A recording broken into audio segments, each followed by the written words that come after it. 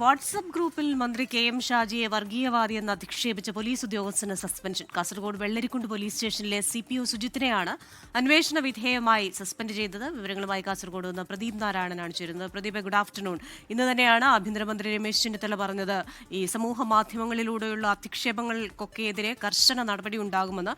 സമാനമായ ഒരു കേസിൽ വാട്സപ്പിലൂടെയുള്ള അധിക്ഷേപത്തിൽ നടപടിയുണ്ടായിരിക്കുന്നു.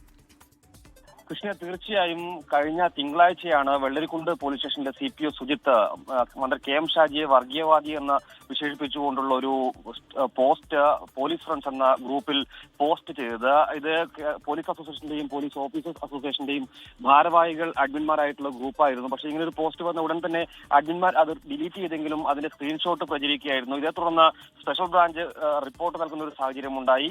ഈ റിപ്പോർട്ടിന്റെ അടിസ്ഥാനത്തിലാണ് ഇപ്പോൾ അന്വേഷണ വിധേയമായി CPO സുജിത്തിനെ സസ്പെൻഡ് ചെയ്തിരിക്കുന്നത്. ആ ഒരു വാട്സ്ആപ്പ് പോസ്റ്റിന്റെ ഒരു സാഹചര്യം എന്ന് പറയുന്നതാണ്, പിണറായി വിജയൻ ആ സത്യപ്രതിജ്ഞാ വേദിയിലേക്ക് എത്തുമ്പോൾ മറ്റുള്ള നേതാക്കൾ ബഹുമാനപൂർവ്വം എഴുന്നേറ്റ് നിൽക്കുന്നതൊക്കെ കാണാം. എന്നാൽ കെ എം ഷാജി ആ സമയം ഒരു തൂവാല ടർക്കി ഉപയോഗിച്ചുകൊണ്ട് മുഖം തുറക്കുന്നു. വർഗീയവാദിയാണ്, നേരെ മുഖത്ത് നോക്കാൻ പോലും പറ്റുന്നില്ല എന്ന തരത്തിലുള്ള പരാമർശമായിരുന്നു ആ പോസ്റ്റിനകത്തുണ്ടായിരുന്നത്. എന്തായാലും പോലീസ് സേനയ്ക്കുള്ളിൽ ഇത് വലിയ ചർച്ചയായിരുന്നു. ഇതേ തുടർന്ന് പരാതിയുമായി ഭരണാനുകൂല സംഘടനയിലെ ആളുകളൊക്കെ തന്നെയും രംഗത്ത് വരുന്ന ഒരു സാഹചര്യവും ഉണ്ടായിരുന്നു. എന്തായാലും ആ വിഷയത്തിലാണ് ഇപ്പോൾ നടപടി സ്വീകരിച്ചിരിക്കുന്നത്. ക്രിസ്റ്റീന,